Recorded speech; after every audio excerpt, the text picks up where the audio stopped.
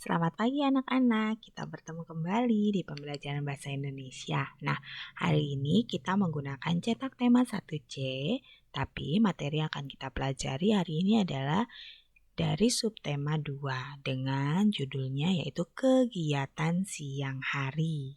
Nah, jangan lupa persiapkan dulu buku cetak kalian ya. Kita akan mengetahui apa sih tujuan pembelajaran kita hari ini. Tujuan pembelajaran kita hari ini yang pertama adalah siswa dapat menjawab pertanyaan sesuai dengan teks bacaan. Kemudian yang kedua yaitu siswa dapat menentukan persamaan kata atau lebih dikenal dengan sinonim. Yang ketiga, siswa dapat melengkapi kalimat sesuai dengan gambar. Nah, kita akan mengetahui dulu kegiatan siang hari itu apa saja. Pertama, pulang sekolah. Lalu yang kedua, kegiatannya adalah makan siang. Yang ketiga, mengerjakan tugas. Lalu yang keempat, bermain. Yang kelima, tidur siang. Nah, ini adalah beberapa contoh kegiatan yang dilakukan pada siang hari. Nah, untuk beberapa contoh di sini ada yang fleksibel, bisa dilakukannya misalnya contoh setelah makan siang, mungkin mau bermain dulu, itu juga bisa, baru mengerjakan tugas dan tidur siang. Atau bisa sebaliknya, setelah makan siang, kemudian istirahat sebentar, lalu tidur siang, bermain, kemudian mengerjakan tugas. Nah, beberapa contoh ini dapat dilakukan sesuai dengan kegiatan kalian di rumah. Nah, ayo kita membaca bersama. Kita buka halaman 47, cetak tema 1C. Kalian bisa mengikuti bacaannya di rumah bersama-sama ya. Judulnya, Pulang Sekolah.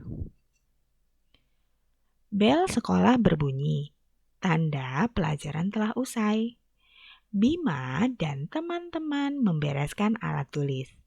Semua peralatan sekolah dimasukkan dalam tas. Bima memeriksa alat tulisnya. Tidak ada peralatan sekolah yang tertinggal. Bima memimpin teman-teman untuk berdoa. Tidak lupa memberi salam kepada ibu guru. Satu persatu murid keluar kelas. Sambil keluar, mereka bersalaman dengan Bu Dian.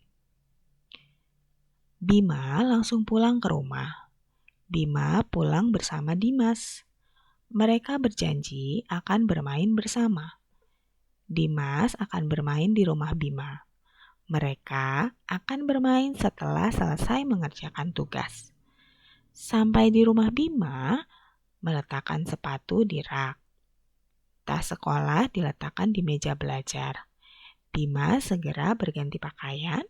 Pakaian kotor dimasukkan ke dalam keranjang. Nah, kita akan menjawab pertanyaan sesuai dengan bacaan. Pertanyaannya terdapat di halaman 48. Yang pertama, apa judul bacaan di atas atau apa judul bacaan yang baru saja Miss Sylvie bacakan? Iya, judulnya adalah Pulang Sekolah. Tanda pelajaran telah usai yaitu dengan suara bel sekolah yang berbunyi. Setelah bel sekolah berbunyi, Bima dan teman-teman membereskan alat tulisnya. Nah, kemudian Bima memeriksa alat tulisnya. Dia memastikan tidak ada peralatan sekolah yang tertinggal. Lalu setelah berdoa, kemudian memberi salam kepada ibu guru, Bima langsung pulang ke rumah. Bima pulang bersama Dimas. Kemudian,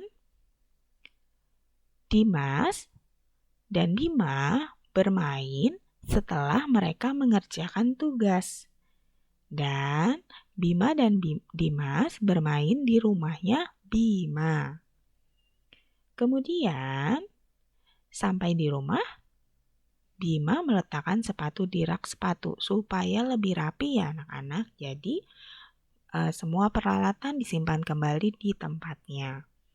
Kemudian pakaian kotor juga Bima masukkan ke dalam keranjang pakaian. Jadi, dari bacaan yang kita baca hari ini, ada beberapa contoh yang bisa kita tiru. Yang pertama adalah sebelum kita pulang sekolah, kita harus memeriksa alat tulis dulu. Pastikan tidak ada yang ketinggalan. Kemudian, tidak lupa kita berdoa dan juga memberi salam kepada ibu guru. Lalu, kita harus langsung pulang ke rumah. Nah, kalaupun kalian berjanji akan bermain bersama teman, kalian harus mengerjakan tugas terlebih dahulu. Nah, sesampainya di rumah, pulang sekolah, atau setelah selesai belajar, pastikan kalian menyimpan perlengkapan atau peralatan sekolah kalian sesuai dengan tempatnya. Misalnya, meletakkan sepatu di rak sepatu, tas sekolah di meja belajar, kemudian jika ada pakaian kotor langsung disimpan di keranjang pakaian. Itu ya beberapa contoh dari sikap Bima yang bisa kita tiru di rumah. Yang kedua, kita akan membahas tentang sinonim. Apa anak-anak? Iya, sinonim. Sinonim itu apa ya? Sinonim itu persamaan kata. Nah, kita bahas lebih lanjut ya. Sinonim adalah satu kata yang berbeda namun memiliki arti yang sama. Sinonim juga sering disebut dengan persamaan kata. Ingat ya, sinonim sering disebut juga dengan persamaan kata. Contohnya di sini. Pakaian, sinonimnya adalah baju. Cerdas, persamaan katanya atau sinonimnya pintar. Usai, kata yang sama artinya yaitu selesai. Bunga, kata yang memiliki arti sama yaitu kembang. Kemudian di sini angka. Angka juga mempunyai persamaan kata atau sinonim dari angka adalah nomor. Sampai, sinonimnya adalah tiba. Senang, sinonimnya adalah bahagia. Saya, sinonimnya adalah aku. Nah, ini adalah contoh persamaan kata, yaitu kata-kata yang memiliki arti sama. Contohnya nomor 1. Benda yang berbentuk bulat mudah bergerak. Perhatikan yang ada garis bawah ya. Sinonim kata mudah adalah gampang. Yang kedua, Doni sangat pandai. Kata pandai sama artinya dengan, ayo kata pandai sama artinya dengan apa ya? Betul sekali, sama artinya dengan kata pintar. Nomor 3, Bima meletakkan buku di atas meja. Nah, sinonim kata meletakkan adalah, iya, menyimpan. Kemudian yang keempat, nama saya adalah Tina. Kata saya sama artinya dengan kata aku. Nah, nanti kalian perhatikan kata-kata yang digaris bawahi, ya. Oke, hebat-hebat kalian, ya. Nah, selanjutnya kita akan melengkapi kalimat sesuai gambar, seperti contoh di halaman 70. Contohnya di sini ada gambar nih. Nah, kita akan melengkapi kalimatnya sesuai gambar ya anak-anak. Bima bermain layang-layang. Ada gambarnya ya. Kemudian alat yang digunakan adalah benang. Bima bermain di lapangan. Nah, selain benang juga ada juga alat yang lain mungkin ya, yaitu layang-layangnya. Contoh yang kedua, Bima dan Ririn sedang, nah apa nih yang mereka lakukan? Sedang bermain catur. Alat yang digunakan adalah papan catur dan buah catur. Bila kalah, tidak boleh marah. Bila menang, tidak boleh sombong. Jadi harus sportif.